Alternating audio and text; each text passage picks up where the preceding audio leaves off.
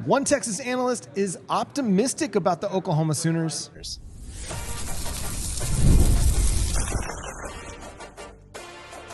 You are Locked On Sooners, your daily podcast on the Oklahoma Sooners. Part of the Locked On Podcast Network, your team every day.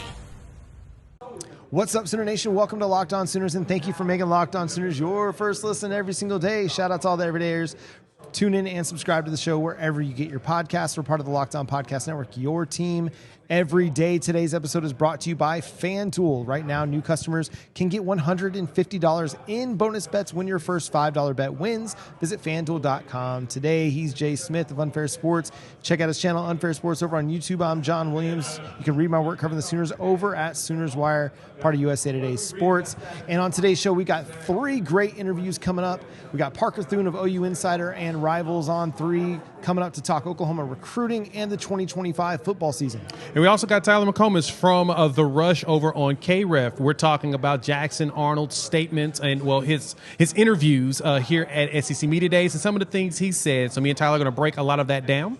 But coming up first, we've got a legend of WWE, the WWE Hall of Famer, now doing Texas Longhorns coverage in Austin. Mark Henry joins us to talk Oklahoma football, Texas football, and WWE. We'll do that coming up here on Locked On Sooners.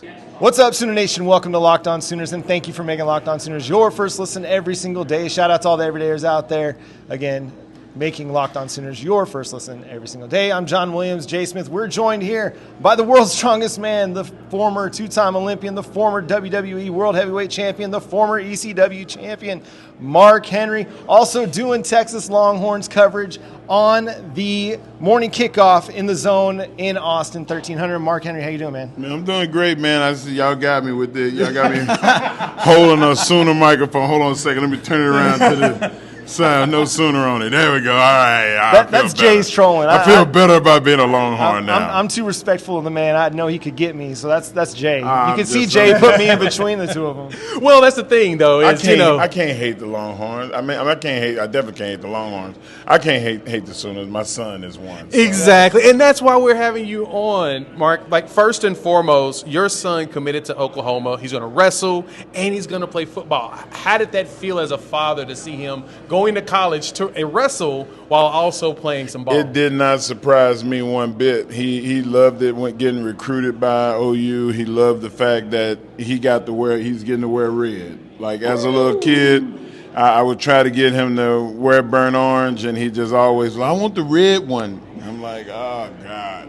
Now he grew up, and even in high school and college, he's really wanted to be a Longhorn. Wanted to be a Sooner all this time, so he got his wish. Well, it sounds a lot like my daughter, Eliana. She's 9, but anytime Oklahoma's playing Texas in anything, softball, football, gymnastics, it doesn't matter. She's pulling for the Texas, yes. Yes, good and girl. I don't know what I'm doing quite wrong, but she's trolling Somebody me. asked me what did I do wrong in my life for your son. I said, you know what, man, I haven't done much wrong in my life. Right. I said that I see nothing but good out of the fact that Coach Venables and the coaching staff there loves Jacob. They see how hard he works, and he wants to be better. And you know what, man? I think Oklahoma won getting him.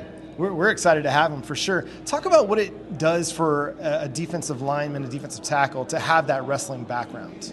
Well, just balance and leverage. Like, it's hard to knock somebody off balance. They know how to push and pull you to make themselves more stable. And the dog in you.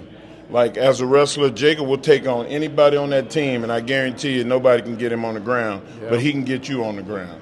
So, like, when you have that mentality at defensive tackle, you're going to need it because you're going to have guys that are trying to double team you and knock you off your spot all the time. So he's ready for it.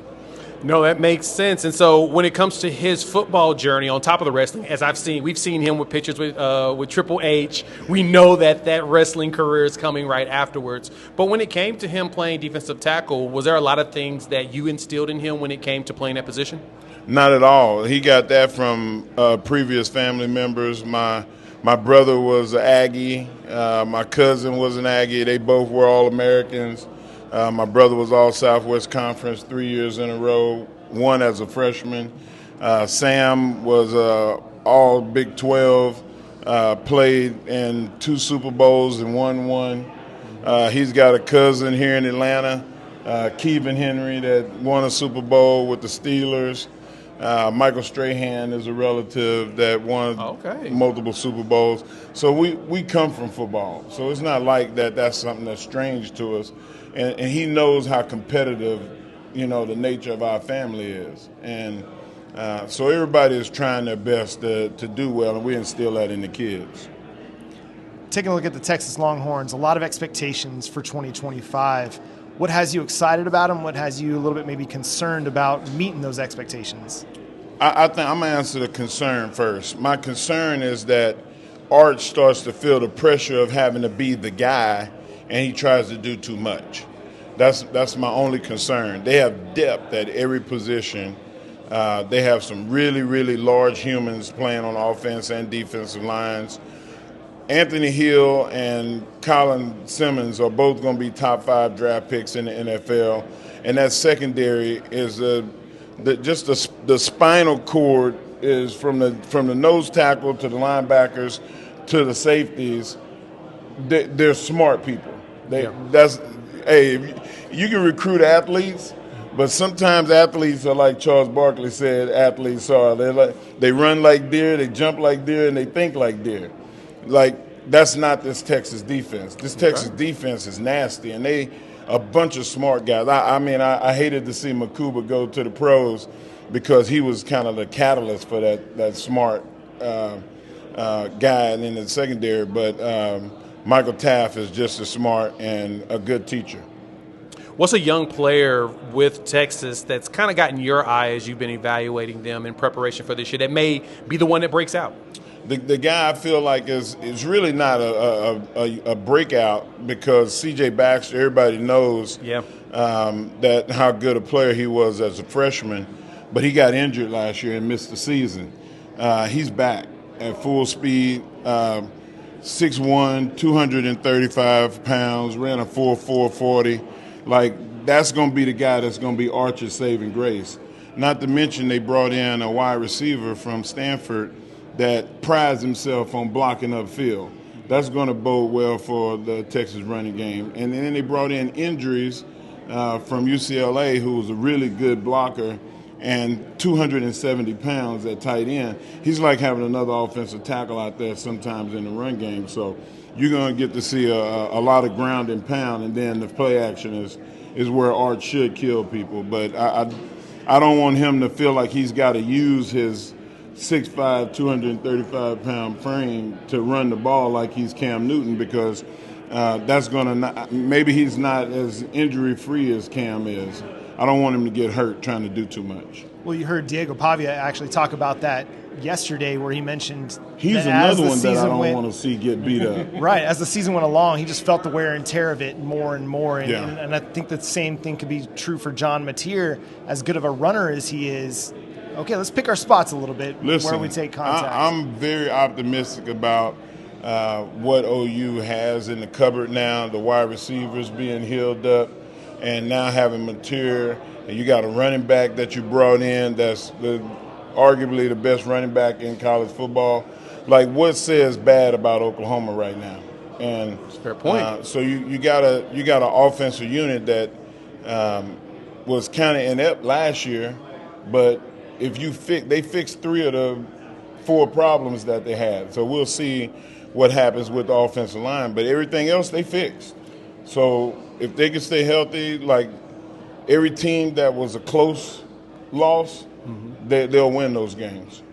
Yeah, and transition back to Jacob. The rosters for the fall 25 just dropped yesterday on the website. Of course, we're addicts here, so we're going to definitely jump in and read it. And I saw Jacob's right around about 295. For him, what's an optimal playing size that you think would be best for him for the SEC? He needs to be about 310.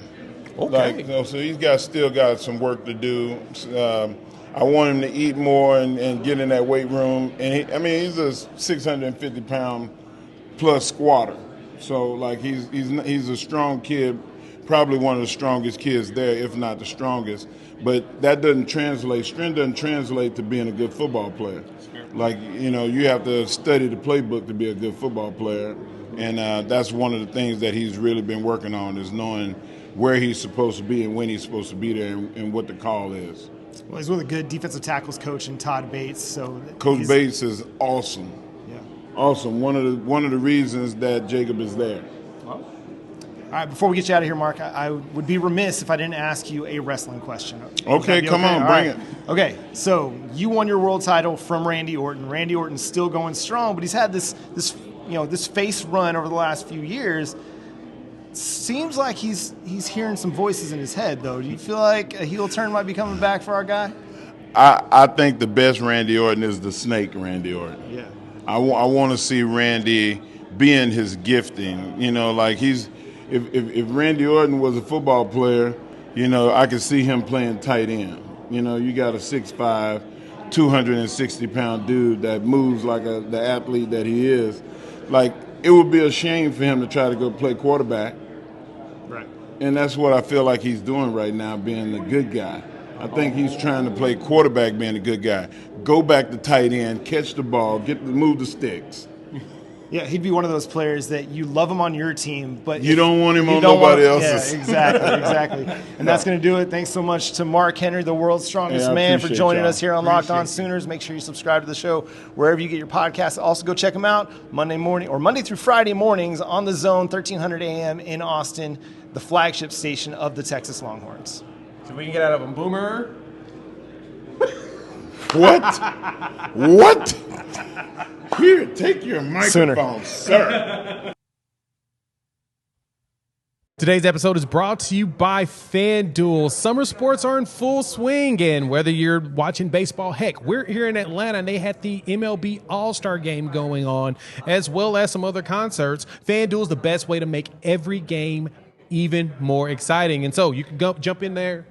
John, you could do some parlays. They had the All-Star, was a home run derby. The game is actually just passed yesterday, so there's a lot of opportunities to take advantage of it. And so in the next couple of days, when baseball is back, you can jump in there, pick some games, pick some player performances, create your own parlays. FanDuel makes it super easy to do that, and the best part for them is you can, within the app, it's simple, and what they're going to do is, if you're new to FanDuel, they're going to hook you up. New customers can bet just $5 and get $150 in bonus bets if your first $5 bet wins. So make sure you open up the FanDuel app today or visit FanDuel.com to get started.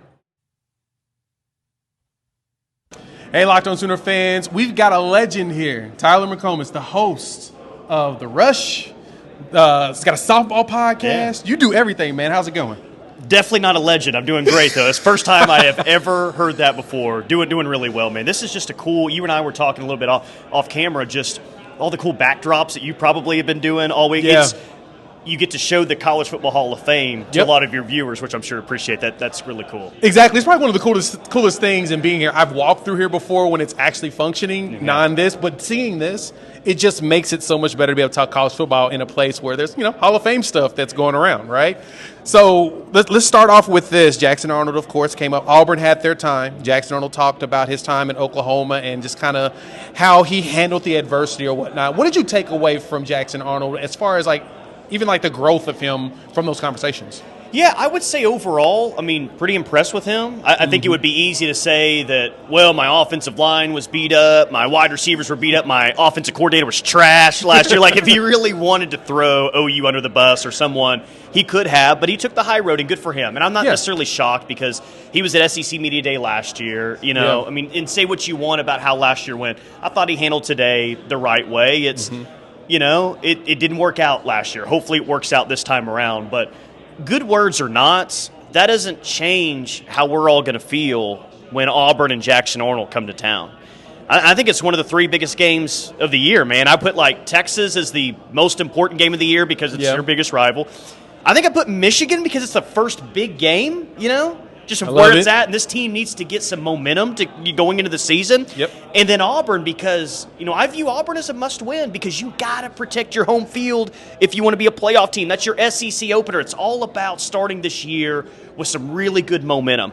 And you don't want to lose to Jackson Arnold, right? You don't want him throwing for 350, 400 yards up and down the field. So cool. He said all the right things today. He didn't make anybody mad, but that's not going to change how we feel when they come to town. Exactly. Like it's going to be, this is a quote-unquote pseudo-rivalry now because of the fact that Jackson Arnold went to Auburn after him being here or whatnot. But no, I think you're 100% correct. He handled it to me in the most mature way you possibly can. Like I said, he could have thrown everybody under the bus and just really railed in on Oklahoma, but he didn't. He realized the maturity that needed to be there in order to move on and then be prepared to talk about it, because I'm actually kind of surprised they brought him here this year. This shocked me. I didn't think that they would put him in this situation, but I guess they were prepared for him to be able to handle it right. Yeah. And maybe why it's been tame so far this week is maybe guys are thinking about it this summer. Ooh, I'm going to take a shot at this individual. I'm going to say this. And then Scott Frost said what he said at Big 12 Media Day and how that blew up, and they're like, no, not doing any of that. Pull it back. Showing all the respect that I can. So Scott Frost probably set the stage for a pretty calm week here potentially. 100%. And I love the way that he talked about one of the big questions was, how's he going to handle Brent Venables' defense? And he's like, he's going to throw everything at me. So there's going to be a lot of stuff I'm not going to expect. He's a great mind. And just the fact that he did bring that mindset into it, what do you think about Brent Venables now calling plays? And how do you think he's going to handle calling a defense against Jackson Arnold? Yeah, I like that Brent's – I mean, just the thought of who's been a more successful defensive coordinator over the past 30 years in college football. Well, Kirby Smart, who's here today, was pretty good, right? He's good. He's okay. But we'll see. He's got to prove a few more things. But Brent's like right there in that top 3 group of most decorated, established defensive coordinators and as a play caller.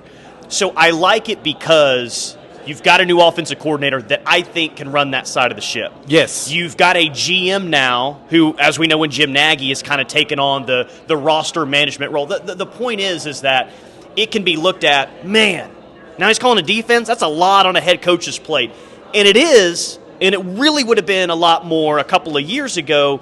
But now that they've got other people in the program to take some of that stuff off his plate, overall, I like it. I know that everyone wanted Jim Knowles, and some were very upset when it didn't happen. But I get it. Sure. Yeah, and the thought of it sounded great. But now that this has really sunk in, it's like, oh, well, the backup option, if you want to call it that, is Brent calling plays. Then I think overall it's going to be a really good thing. And I think that I think Jackson Arnold's right. They're going to dial some stuff up defensively that he's never seen before, just like they did last year against Tennessee, against Nico. Yeah, the offense doesn't turn the ball right back over a couple of times. Yeah. Who knows what kind of game Nico has, you know? True. So I've got high hopes for this defense because I think the defense is going to be good. But here's the deal, man. What if the offense – hold on with me here. I'm going to brace myself here. What if the offense puts the defense in favorable situations this year? Yeah, now you're talking witchcraft here. I know. It happened one time last year. One time. Yeah. And Alabama didn't score a touchdown against them. Nope. They beat him 24-3. And that's what you're looking for. Yeah.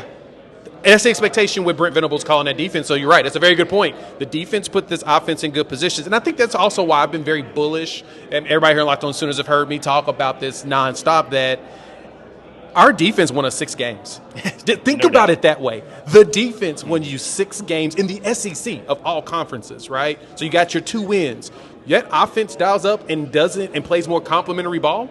You finish 8 wins, 8-4, maybe 9. You could sneak another one in there. Or you're not down 10-0 midway through the first quarter, and you're saying, I don't know if we could score twice. How are we going to come back and win this game? Like exactly. If you do happen to fall behind, you feel like you've got a high-powered enough offense to, come back and win. But it's just, I just really expect it to be different this year and a lot better. And I get it because we take the pulse of the fan base every single day on the show. Well, how do you guys feel? And I know you see them in the comments as well. Oh, yeah. It's just, I think it's really cautiously optimistic is what it is. Which is good. Like people, I think they believe and they really want to believe, but nobody wants to get let down and hurt again because it just feels like every year where you guys say this or we hear this and we get our hopes up and then it looks like that. I totally get that. Like I am right with everybody.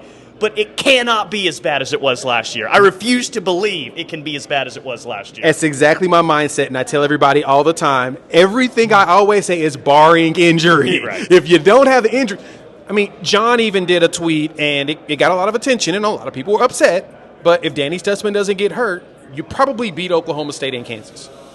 If you really think about it. Like, it's kind of one of those what-ifs. He was your defensive leader. Yes. And he was the one that got everybody straight.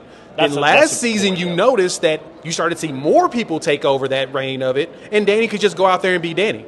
I think this year you're going to see even more from that from Kobe McKenzie, Kip Lewis, Samuel Masigo, the linebackers, which is the most important position in a Brent Venables defense, ready to step up and lead the way. So I'm still bullish on the defense. If the defense does it, Tyler, I feel like we're not going to do a prediction yet. Okay. We're not going to do a prediction yet. Predictions will come in August, and we'll definitely talk about that then. So, but from there, now that we've got to hear Jackson Arnold talk about it, Hugh Freeze is going through a lot of what's the best way of saying this? Scrutiny for his golf game and his bad recruiting. Oklahoma seems to be struggling as well. How do you feel about the recruiting side with the way that Jim Nagy is doing things a little different in comparison to what we would expect? So I totally get what he's saying. It's, look, if we have not what somebody else has, what we have. And I think that the recruiting services do a really good job, right? Agreed. But I think Jim Nagy probably does a better job of evaluating talent. I mean, he should. I would hope that that's the case, right? Kind of why you hired him, right? Kind of why you hired him. So if we view that this 3-star is just as talented as this 5-star, then we're not going to pay as much for the 5-star. I think it all boils down to this for Oklahoma. They got to win football games, man. The negative recruiting that's going on right now, because you've never had to deal with this. Like, no. Jay, I've said this for the past few months, and it's weird to say it out loud every single time. But think about it this way. This is the first time since 1998 a head coach from Oklahoma has entered the year on the hot seat. 1998 would have been the last time John Blake going in that final year, right? So what do you see when you go to all the outlets? Here are the hottest seats in the country. Brent Venables at number 1.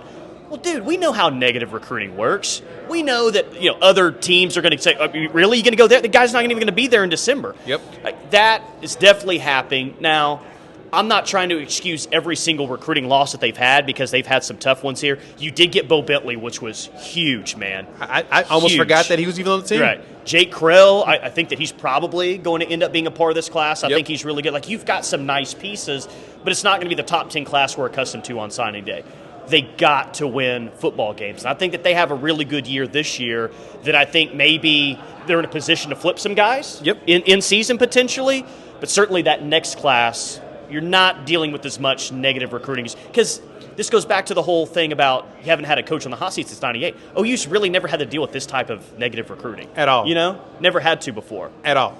Exactly. And it happens when you have unfortunate circumstances that leads to losses. We didn't have this negative recruiting when we went 10-2 or 10-3 at the end of the year, but you do get that when it comes to the next year going out bad. Tyler McComas, host of The Rush, 3 to 6 p.m. Central Time, correct? Yeah, this Eastern Time thing is throwing me off. Man, I am still trying to figure out the times myself. Check him out also on YouTube. What's the name of your channel for? Tyler on OU Softball.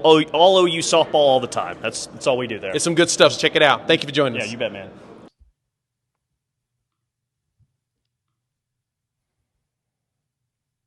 Once again, thanks for making Locked On Sooners your first listen every single day. Shout out to all the everydayers out there tuning in and subscribe to the show wherever you get your podcasts. We're part of the Locked On Podcast Network, your team every day. Joining us on today's show from SEC Media Days, we've got Parker Thune of OU Insider and Rivals and now on 3. Parker, how's it going, man? Oh, doing great. I got a lot of affiliations these days, don't I? It's kind of crazy to keep track of them all. Yeah, somebody who just keeps going back to grad school and just gets MSN, MSPH, MPH, DO, like all those things. So let's start with recruiting, Parker, because that's been a really interesting topic of discussion lately. What do you make of Oklahoma's recruiting efforts over the last few months?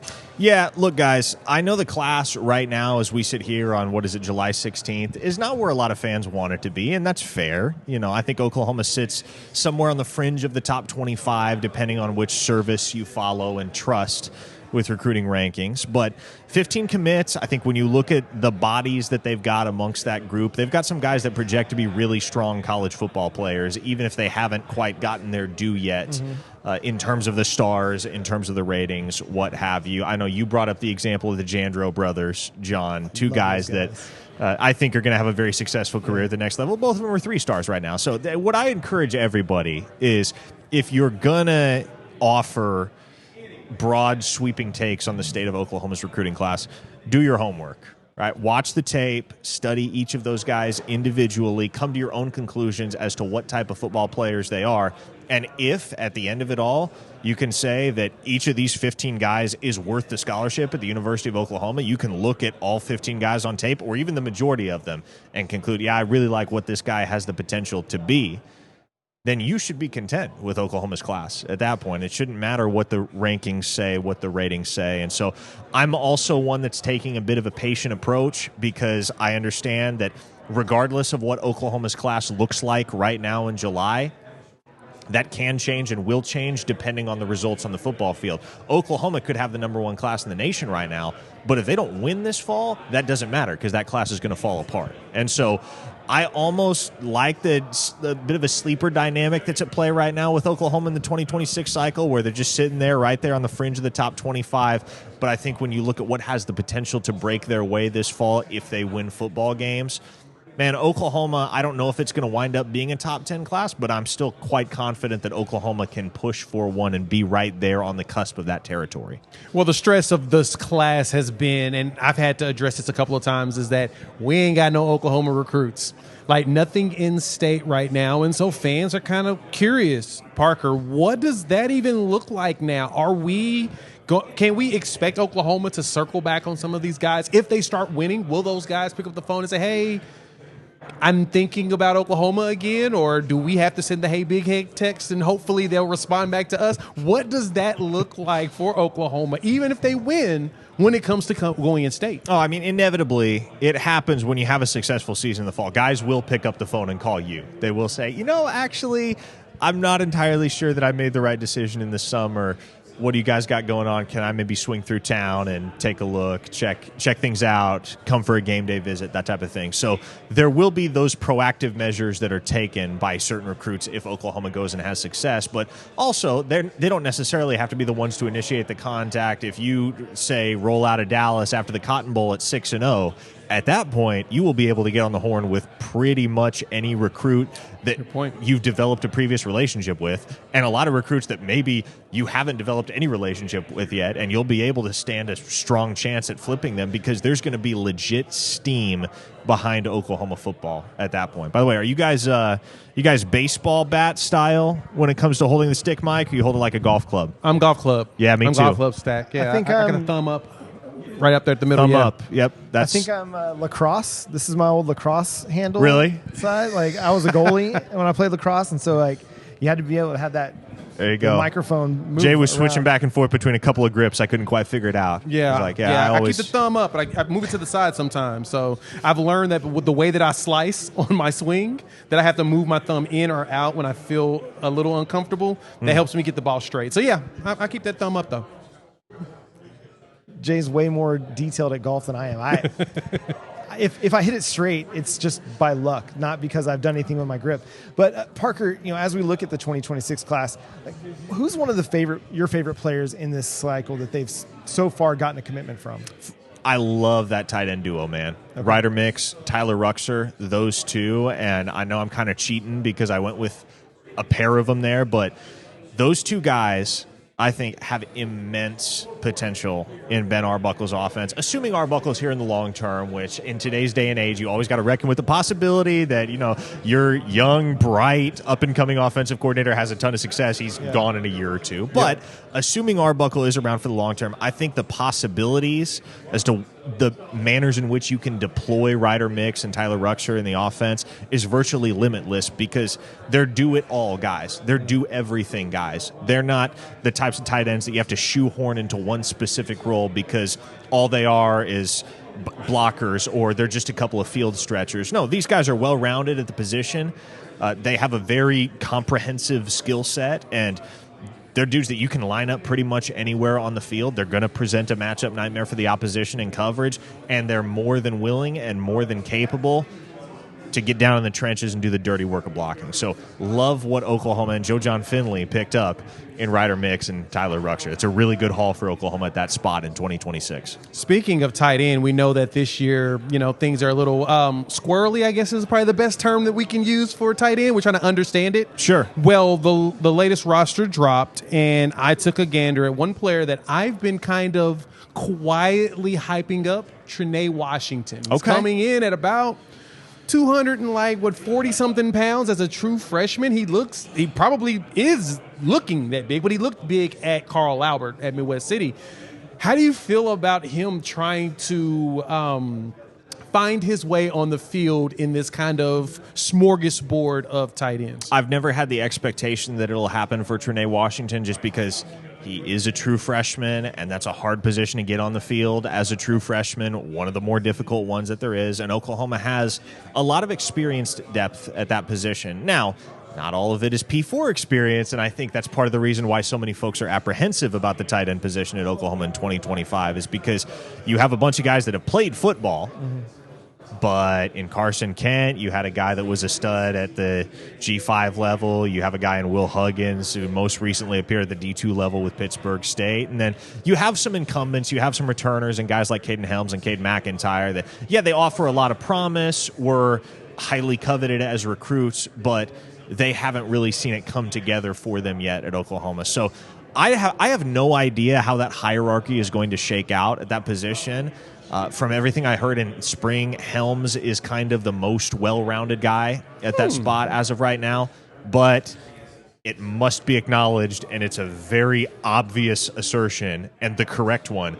Jaron Kanik is the best athlete by far out of anybody in that group. So assuming his adjustment process continues to go pretty seamlessly, you have to expect that regardless of who the nominal starter is, you're going to see a lot of Jaron Kanik and Ben Arbuckle's offense in 2025. I mean, you need to. You got to get that guy the ball in space somewhere and just let him run and then run over guys because he's got so much experience having done that and having success at that at the high school level. Now you just got to transition it, let him get up to speed really quickly at the collegiate level. Offensive line's another area where we need a big bounce back season from the Oklahoma Sooners. I think it's still a position a bit in flux, even though we've got some projections. We think we know who's going to be starting. Is there a spot maybe where there might be a big-time position battle in fall camp that's going to decide some things? I'll be interested to see what happens at left guard. Okay. Because as I look at that offensive line group right now, I think I know, and none of us know for certain, but I think I know who the starters are going to be at 4 of the 5 spots. Jake Sexton, you'd presume, is going to be your starting left tackle. Derek Simmons is going to be your starting right tackle. Fabechi Wiwu going to reprise his role as the starting right guard. The vibes I've been getting is that the Sooners have brought Jake Michaela in with the expectation that he is going to be the starting center, which I'll be interested to see how that shakes out in fall camp because Troy Everett has played some good football for Oklahoma, and he's very well respected as a leader amongst that offense and across the entire team. But the expectation from within, per my understanding, is that they're bringing Jake Michaela in to be the starting center. So you have that, but left guard is where things get really, really interesting because Heath Ozida played that position last year, didn't break camp as the starter, but due to the wave of injuries, wound up playing a lot at that spot throughout the season. But Eddie Pierre-Louis, there's the Eddie Pierre-Louis factor. Yeah. Rising sophomore, he played a little bit, not a ton, as a true freshman. I think most everyone associated with the team in any capacity would acknowledge that Eddie Pierre-Louis' time is coming, and it's probably coming pretty soon. Does that have to come at the expense of a guy like Heath Ozida? Well, if it's 2025 that Eddie Pierre-Louis is destined to break into the starting lineup, yeah, it probably does. Yeah. So I think there's a very intriguing battle shaping up at left guard between Ozida and Pierre-Louis, certainly, but also, what do you do with a guy like Jake Taylor, who's played inside and played outside during his career at Oklahoma? You maybe slide him inside and see if he can give you something in terms of a competitive push for those other guys at left guard. Ryan Foje. Is he maybe a dude that can make some noise? Because the word from within during spring was he's every bit as ready as Michael Fasusi is. So Man, it feels like Oklahoma, and it feels weird to say right now because last we saw this unit, it was a wreck. It was an abomination, but they look like they're in a really good spot right now on the offensive line as far as talent and depth. Speaking of the offensive line, and I'll close out with this, health-wise, we know that Logan Howland, we know that Heath Zaida, you've had guys, Jake Taylor, deal with injuries, have surgeries. How healthy have you heard they are as we prepare for fall camp? Man, so here's the deal as far as the whole injury component of the conversation is concerned. There's absolutely no way Oklahoma's going to have to deal with anything remotely resembling what they dealt with last year. Nope. Now, the one concern in spring was Eli Bowen. I think it was the first week of spring ball. Yes. He got dinged up, suffered an ankle injury. He was in a boot for quite a while. He's out of that boot now. Everything looks good for him going into fall camp, so there's no reason he shouldn't be at 100%. Giovanni Gibson and Jaden Gibson, I think, are the two guys that most everybody at this point in time are most curious about as to how they're progressing in their rehabs from their respective injuries. I don't know whether they're going to be ready for week 1. I think if you can have Giovanni in particular ready for week 2 against Michigan, that's a great sign because that's a game you have to win, right? Yes, As far as the SEC race is concerned, maybe it's inconsequential because it's not a conference game, but that has the potential to really set the tone for the season ahead at Oklahoma. So you'd like to be all hands on deck as much so as it is possible heading into that Michigan game, and I think that's realistic right now for Giovanni Gibson. I think it's very realistic that he could be ready for week 2 against Michigan. Giovanni, Jaden, so many guys we're going to be keeping our eyes on as we get close to the start of the regular season.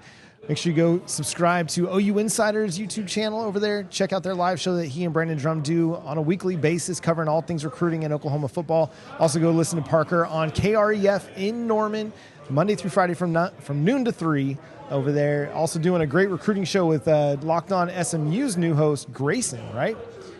Grayson Singleton, yeah, that's go right. check that recruiting show out as well. Also, go check out OU Insider. Subscribe over there. Be a part of the community that they're building at the OU Insider, now part of Rivals and On 3, that gets you all of the recruiting info that you could ever want as we're in recruiting season. Go check that out over at OU Insider. Parker, always a pleasure to have you on the show, man. Thanks for joining. Thanks, fellas.